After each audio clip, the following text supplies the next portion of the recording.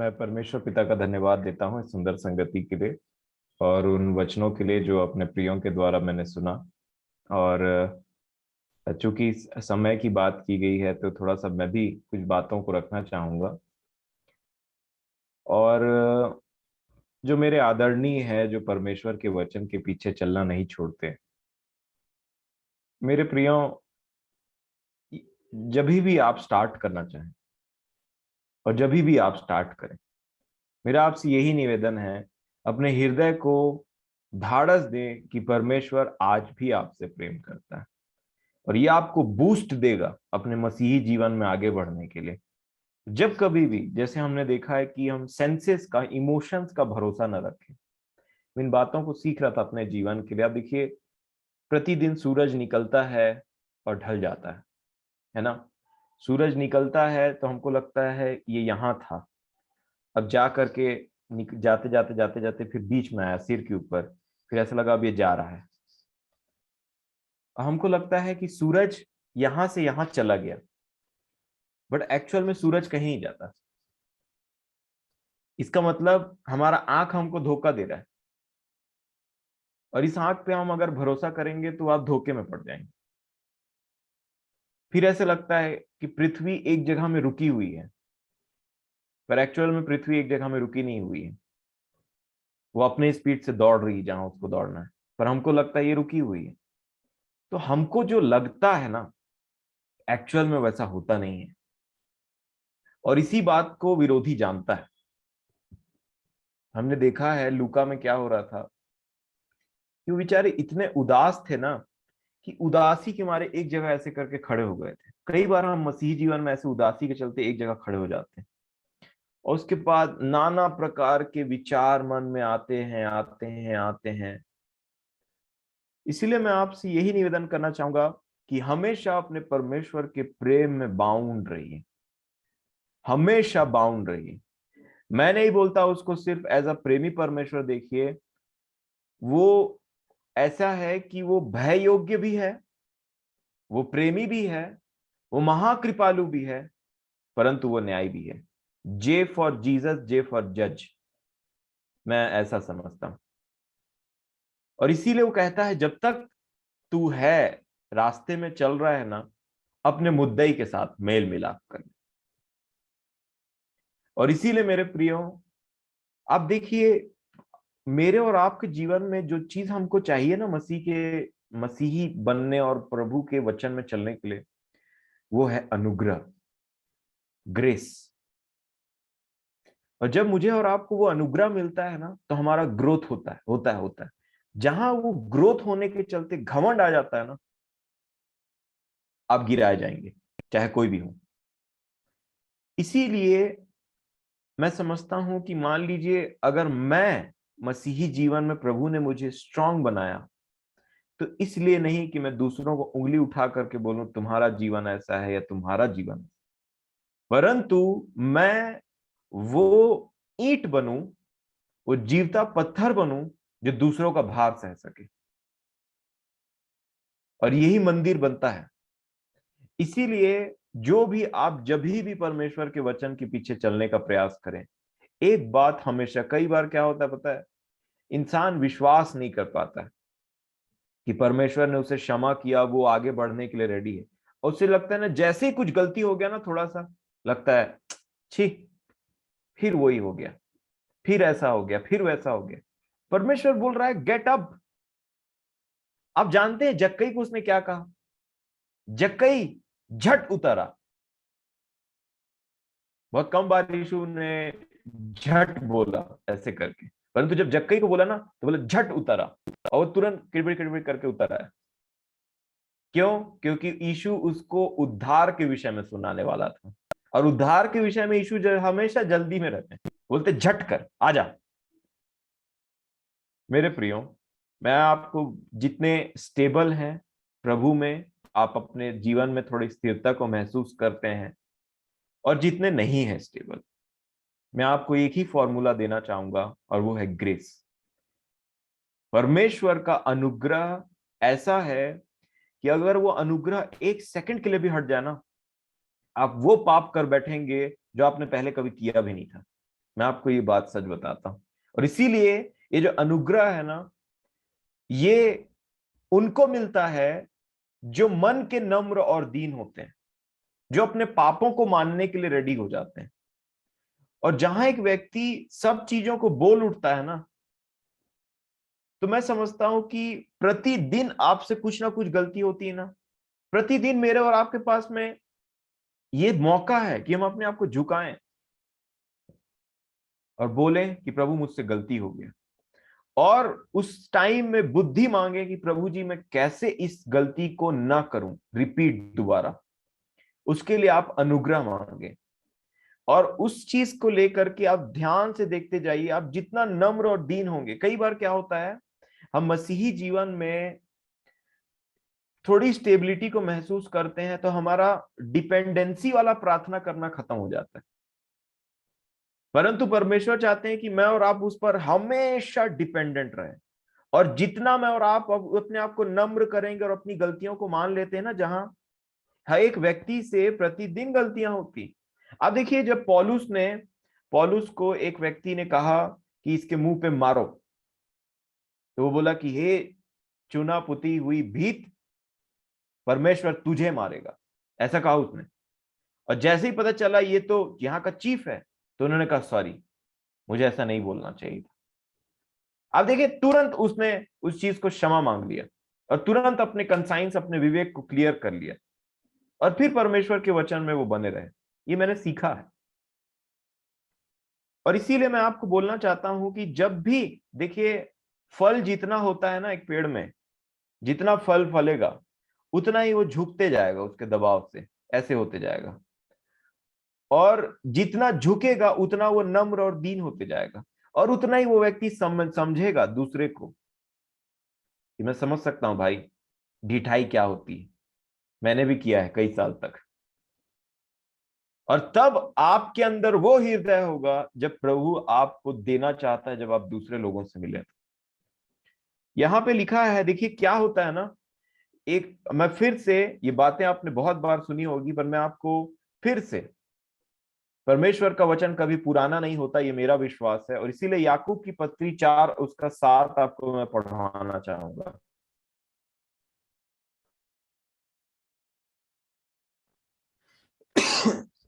याकूब 4 और उसका 6 पढ़ेंगे पहले। लिखा है याकूब 4 के 6 में, वह तो और भी अनुग्रह देता है, इस कारण यह लिखा है, परमेश्वर अभिमानियों का विरोध करता है पर दीनों पर अनुग्रह करता है। और ये बात शैतान बहुत अच्छे से जानता है। उसको बस पता है कि ये जो प्रभु प्रभु बोल रहा है ना, इसके अंदर अगर मैं थोड़ा सा भी अभिमान ला दूं ना, तो परमेश्वर इसका विरोधी हो जाएगा, मेरे को और कुछ करने की जरूरत नहीं। और जैसे ही उस चीज में वो सफल हो जाता है, चाहे संसारिकता के लिए चाहे किसी और चीज के लिए, वो व्यक्ति परमेश्वर का विरोधी हो जाता है। अब परमेश्वर उसके साथ नहीं, उसके सामने खड़ा है। ये अलोंग नहीं है, ये वर्सेस हो गया अब। और इसीलिए लिखा है, परमेश्वर अभिमानियों का विरोध करता है, फेस टू फेस आ जाता है। और शैतान इस बात को बहुत अच्छे तरीके से जानता है मेरे को, क्योंकि वो इस हीट को फेस करता है डेली। वो कभी परमेश्वर के तरफ था, अब परमेश्वर के विरोध में है। क्यों? 3 चीज के चलते, घमंड के चलते, और बोलना चाहिए कि डिसकंटेंट के चलते, कि वो संतुष्ट नहीं रह पाया जो उसको दिया गया था, और घमंडी बन गया। और उसके बाद में रिबेलियन के चलते रिबेल कर दिया अथॉरिटी के साथ में, बोला मैं इसको नहीं मानता। और इसलिए परमेश्वर उसका विरोधी बन गया। जो एक टाइम परमेश्वर का बहुत बड़ा सेवक था, बहुत अच्छे से संबंध था, अब वो विरोधी बन गया घमंड के चलते। और इसीलिए एक बात जानते रहिए, मसीह जीवन में चाहे आप कितने भी ऊपर बढ़ जाएं, कहीं भी पहुंच जाएं, ये चीज ना आए। और इसीलिए आगे क्या लिखा है देखिए 7 वचन में, उसी से रिलेटेड, इसलिए क्या कहा देखिए, उस 6वें को एक बार फिर से पढ़ूंगा मैं, वो वाला में जहां लिखा है, परमेश्वर अभिमानियों का विरोध करता है पर दीनों पर अनुग्रह करता है। और इसलिए परमेश्वर हमको दीन बनाना चाहता है। उन सारे प्रॉब्लम और टेस्टिंग को ला ला करके हमको जो तोड़ती हैं, उसके बाद में हम ऐसे हो जाते हैं कि हमको समझ में आने लगता है कि क्रूस उठाने का जीवन क्या होता है, और आप फिर एक टेंडर हार्टेड मनुष्य बन जाते हैं, जिसका हार्ट समझता हो किसी चीज को। और इसीलिए यहां लिखा है, या तो अभिमानी बन जाइए, समझ लीजिए, और या तो अनुग्रह को प्राप्त करिए। और अगर इस अनुग्रह को प्राप्त करना है तो मुझे और आपको दीन बनना पड़ेगा। और जब अनुग्रह प्राप्त करेंगे, दीन दशा में होंगे, तब लड़ाई होगी शैतान से, और कभी भी वो आपको हरा नहीं पाएगा। यहां पे देखिए ना, 6वें में क्या लिखा है, फिर से पढ़ूंगा। परमेश्वर किनका विरोध करता है? अभिमानियों का। अभिमानियों का वो विरोध करता है, परंतु दीनों पर अनुग्रह करता है। और इसीलिए अगर मैं और आप अभिमानी बन जाते हैं ना, किसी भी चीज को लेकर के, कई बार अभिमान आपको प्रार्थना नहीं करने देगा आपकी कमजोरी के बारे में। आप देखिए, कई बार अभिमान आपको अपने पापों को, आपको समझ में नहीं आएगा अपने पाप। फॉर एग्जाम्पल, फरीसियों को कभी समझ में नहीं आया उनका पाप क्या है, उनका अपराध क्या है। और इसीलिए यीशु ने एक प्रार्थना का भी विषय बताया। एक प्रार्थना कर रहा था एक फरीसी, और वो सिर्फ बोल रहा था वो दूसरे के बारे में इधर उधर कर रहा था, उसको खुद अपने जीवन के बारे में कभी समझ नहीं आया। और इसीलिए अभिमान आपको ऐसा भी बना सकता है। इन चीजों से हमें बच करके रहे, परंतु वह दीनों पर अनुग्रह करता है। और जब एक व्यक्ति अनुग्रह प्राप्त करता है ना, मैं आपको बताना चाहता हूं, वो शैतान पर विजयी हो जाता है। और इसीलिए आगे क्या लिखा है, इसलिए 7वें में, इसलिए परमेश्वर के अधीन हो जाओ और शैतान का सामना करो, तो वह तुम्हारे सामने पास से भाग निकलेगा। इसका मतलब शैतान अगर अटैक करने के मकसद से आया है और आपके दिमाग में, आपके विश्वास के ऊपर अटैक करना चाहता है, तो वो इतना ढीठ है, समझ लीजिए, कि आप उसको कुछ बोलिए तो वो यहां से वहां चले जाएगा, या उसको कुछ बोलिए तो वो वहां से यहां आ जाएगा, और अलग अलग तरीके से आपको परेशान करने की कोशिश करेगा। और ये टाइम रहता है, मैं बोलना चाहता हूं, आपके और उसके बीच में, कि आपको उसको रेजिस्ट करना है प्रभु यीशु मसीह के नाम में।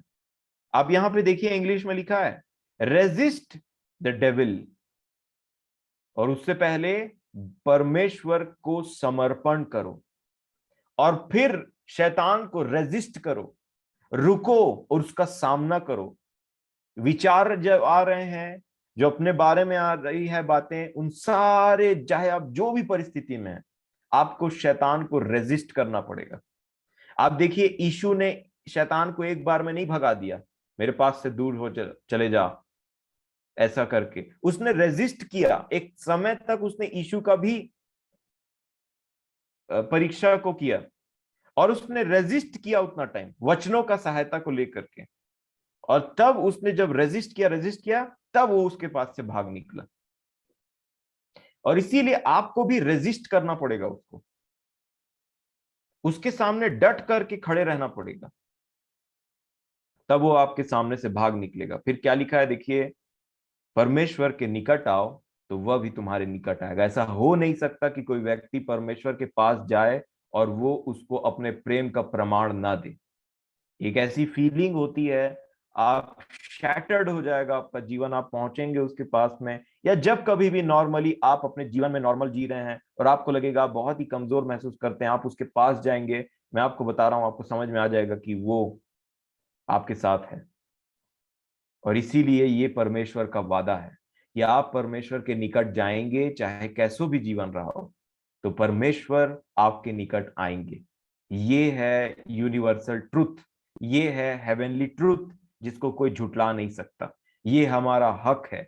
इसीलिए जब तक हम इस पृथ्वी पर जीवित रहते हैं ना, तब तक उस समय को काटने का, खराब करने का, हमारे जीवन को तोड़ फोड़ मचाने का काम शैतान करते रहता है। आपको सुबह उठने में बाधा डालने का काम वो करते रहेगा, अगर आप प्रभु के नाम से उठेंगे तो, क्योंकि उसको पता है सारा जमाना सोएगा तो उससे उसको मतलब नहीं है। उसको पता है सोने वाले हैं, वो उठ के भी कुछ काम नहीं कर पाएंगे। लेकिन अगर ये उठ गई या ये उठ गया, तब बहुत बड़ा काम हो जाएगा आज। क्योंकि परमेश्वर के राज्य का आरंभ तो ये दे है, ये जो सो रहे हैं आराम से, ये उठ जाएंगे तो फिर धूम मचाते हैं। और इसीलिए उसका टारगेट हमेशा मैं और आप रहते हैं। और इसीलिए जो अनुग्रह नाम की चीज है ना, इसको हमेशा अपने जीवन में याद रखिएगा। अगर आप प्रभु में आगे और आगे बढ़ना चाहते हैं तो ये अनुग्रह कभी मत भूलें। और एक अनुग्रह कब आता है? जब मैं और आप दीन होते हैं। और दीन कब होते हैं?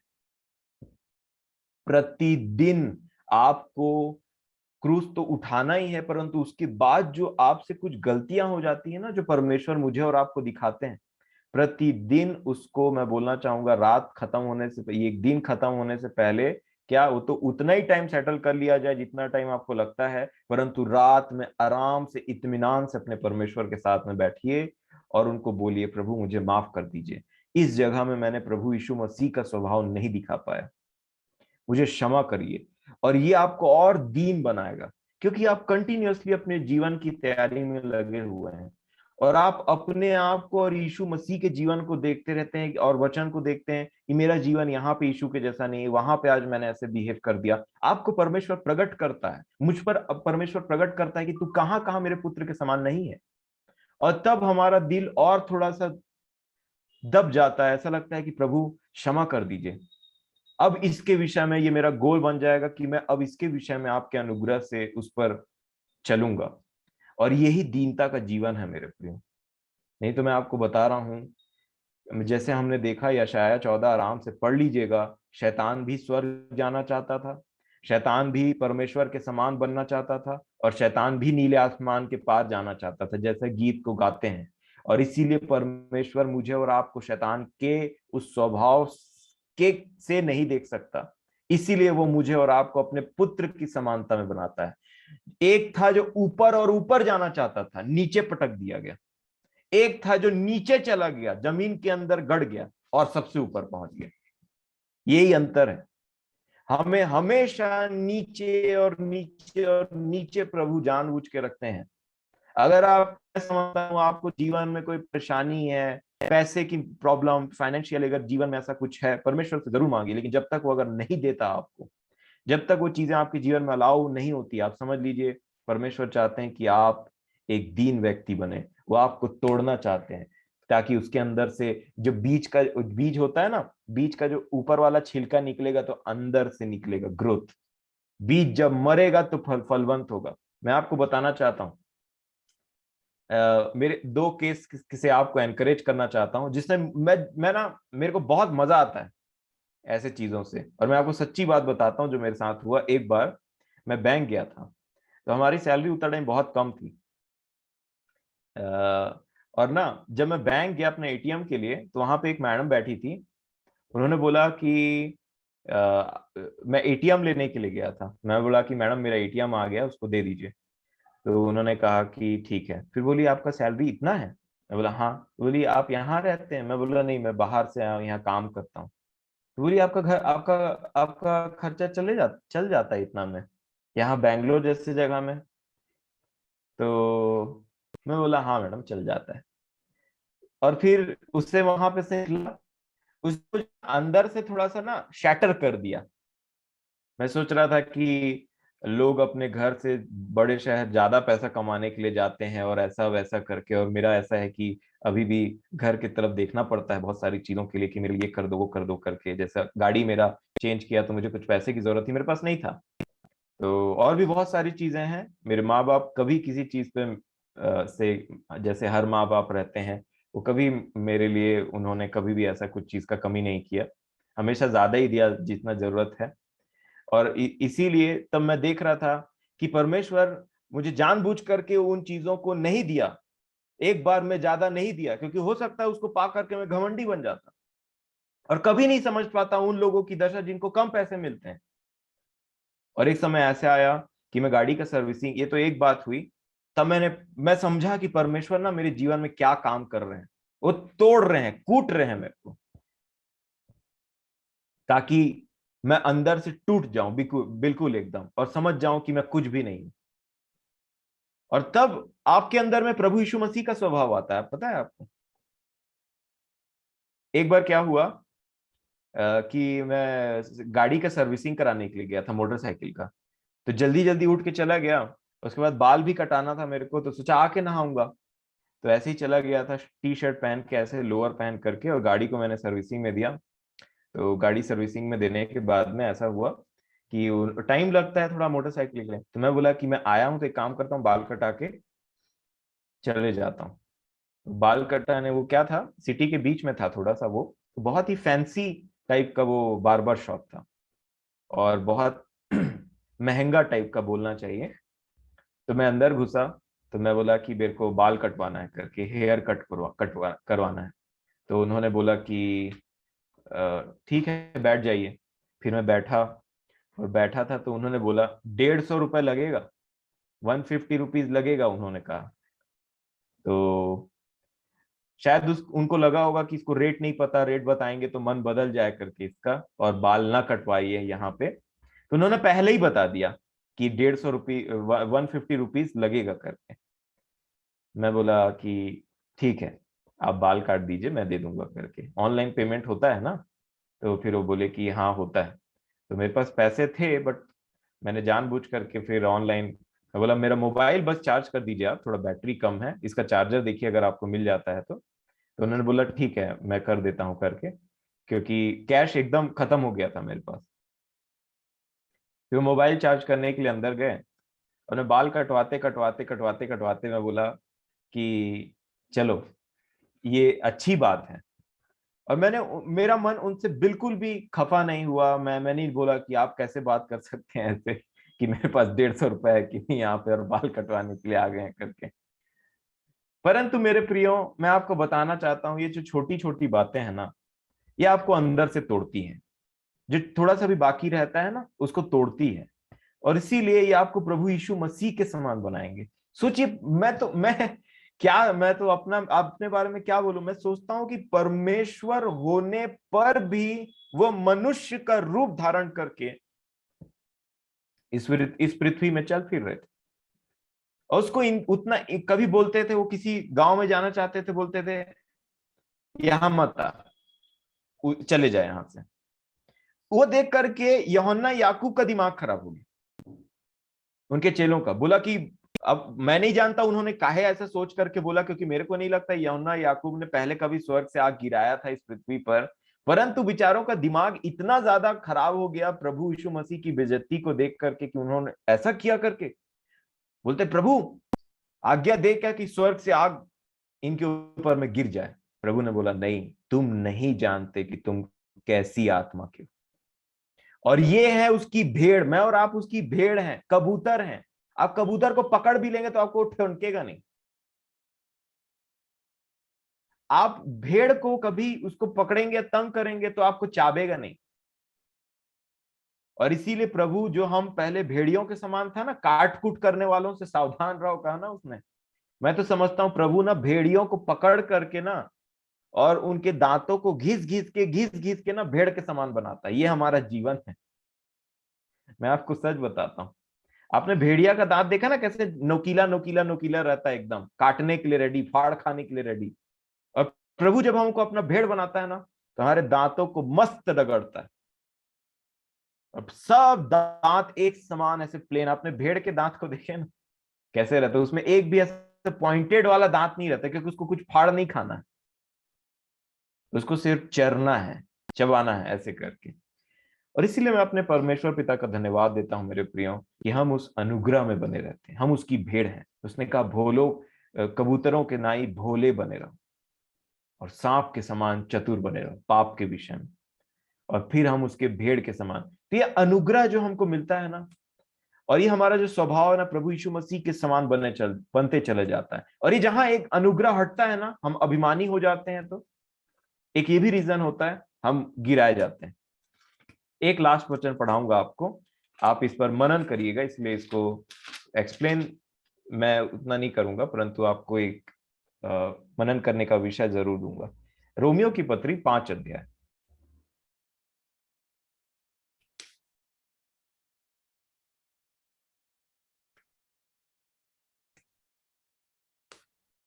रोमियो 5 अध्याय एक वचन से मैं आपके सामने पढ़ना चाहूंगा, बड़े ध्यान से समझेंगे, मतलब सुनेंगे, और जरूर आप इस पे मनन करें, प्रभु आपकी सहायता करें। लिखा है 5:1 में रोमियो के, अतः जब हम विश्वास से धर्मी ठहरे तो अपने प्रभु यीशु मसीह के द्वारा परमेश्वर के साथ मेल रखें। फिर वो कहते हैं, जिसके द्वारा विश्वास के कारण उस अनुग्रह तक जिसमें हम बने। और यही मेरा पॉइंट है, the grace in which we stand, नहीं तो कुछ नहीं। वो कहते हैं जिसके द्वारा विश्वास के कारण उस अनुग्रह तक जिसमें हम बने हैं, हमारी पहुंच भी हुई, और परमेश्वर की महिमा की आशा पर घमंड करें। वो अनुग्रह है ना मेरे प्रियो, मान लीजिए हमारे मसीही जीवन को ऐसे उठाए हुए, और ये अनुग्रह कब हट जाता है? जब हम किसी ना किसी प्रकार से घमंडी बन जाते हैं, लोगों के विषय में, परमेश्वर के विषय में। सबसे पहले परमेश्वर, क्योंकि मैंने जो अपने जीवन में प्रैक्टिकली देखा और जो मैं समझा हूं, मनुष्य के जीवन में अगर घमंड और दीनता उत्पन्न होती है ना, तो सबसे पहले परमेश्वर को पता चलता है। अगर घमंड भी उत्पन्न होता है तो परमेश्वर जानता है सबसे पहले, इससे पहले कि मनुष्य को पता चले और मनुष्य आंकलन करे कि ये बहुत घमंडी हो गया आजकल। उससे बहुत पहले, कहीं पहले, जब वो हृदय में इतना छोटा सा भी चीज उत्पन्न होता है ना, परमेश्वर समझ जाते हैं ये घमंडी हो गया। और धीरे धीरे अब देखिए अनुग्रह हटते चले जाता है, हटते चले जाता है। जहां यह अनुग्रह हट गया ना, जहां तक आप पहुंचे, क्या लिखा? विश्वास के द्वारा उस अनुग्रह तक जब हम, जहां हमारी पहुंच हुई है, वो अनुग्रह ही हट जाता है, तो फिर कहां तक पहुंचेंगे? स्टैंड ही कहां से कर पाएंगे? गिर जाते हैं। और इसीलिए हम किसी भी प्रकार से घमंडी ना हो, किसी भी रूप में।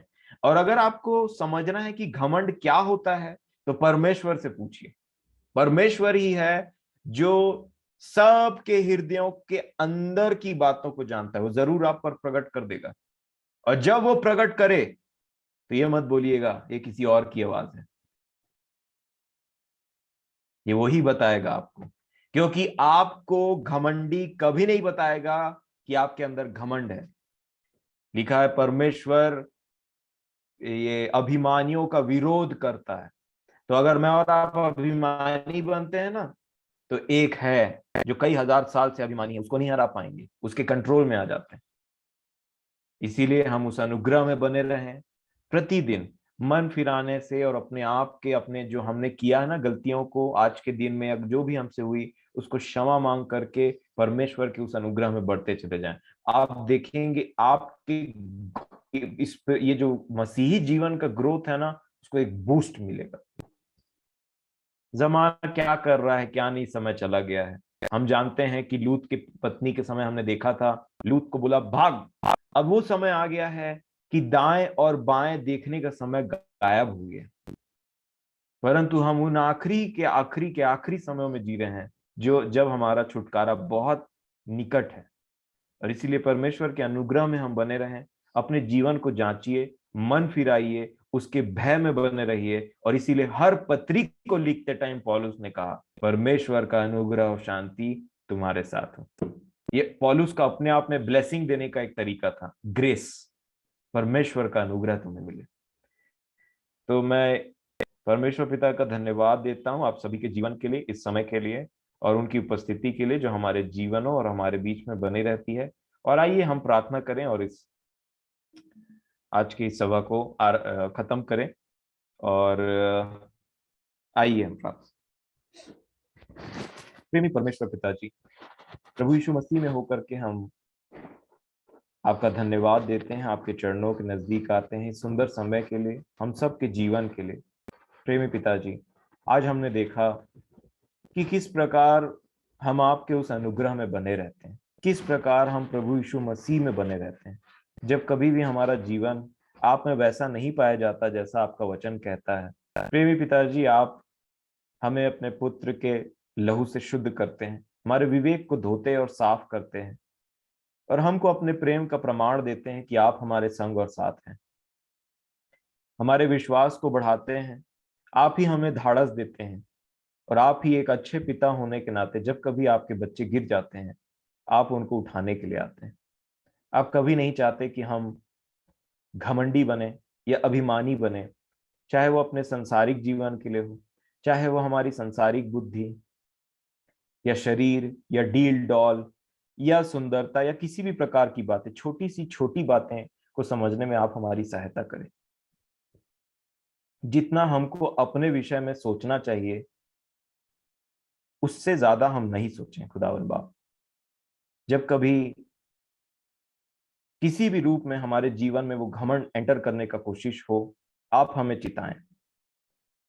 और कभी भी हम ये ना देखें कि हम दूसरों से कितने अच्छे हैं या दूसरे हमसे कितने पीछे हैं, परंतु हमेशा हम आपके उस अनुग्रह में बने रहें, आपकी दया में बने रहें। और हमेशा आपने जो हमसे प्रेम किया, हमको क्षमा किया, हम भी दूसरों को आपके प्रेम और क्षमा और आपके उस दया के बारे में अपने जीवन का बखान करते हुए बताने वाले हो सकें। प्रेमी परमेश्वर पिताजी, मैं आपसे विनती करता हूं कि जितनी आपकी भेड़ें भटक जाती है, तितर बितर हो जाती है, खो जाती हैं, आप दया करके उन भेड़ों को अपने उस झुंड में वापस लेकर के आए।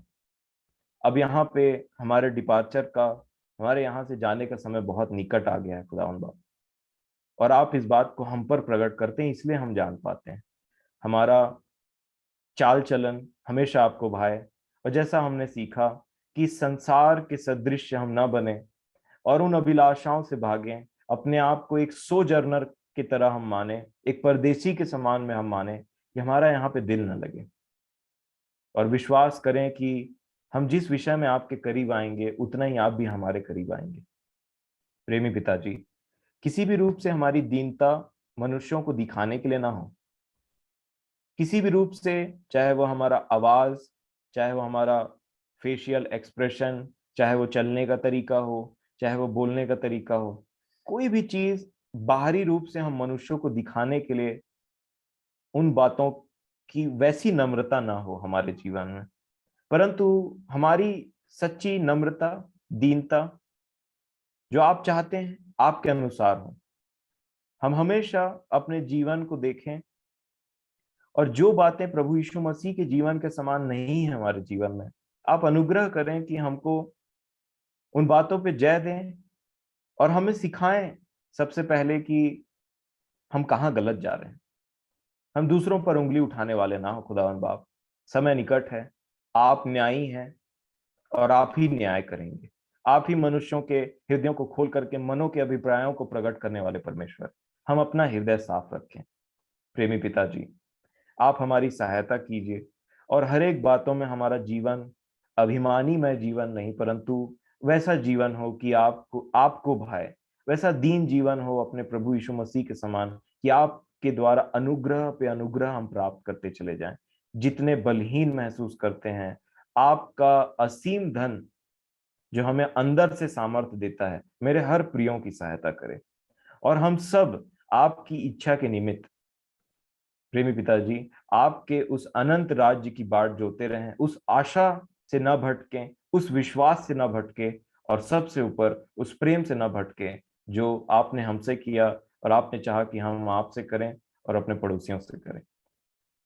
प्रेमी पिताजी, हर बातों के लिए मैं आपके नाम का धन्यवाद देता हूँ। जो कुछ यहाँ सीखते हैं आप उन पर आशीष दीजिए, और हम मेरे प्रियों को मैं आपके पवित्र हाथों में सौंपता हूँ, ताकि आपका अनुग्रह उन पर हो, आपकी ज्योति उन पर बहुतायत से चमके, और आपका दया, आपकी शांति हम में से हर एक के जीवन में हो, और हम सब प्रभु आपके उस प्रेम को जाने और उसी में बंधे रहें।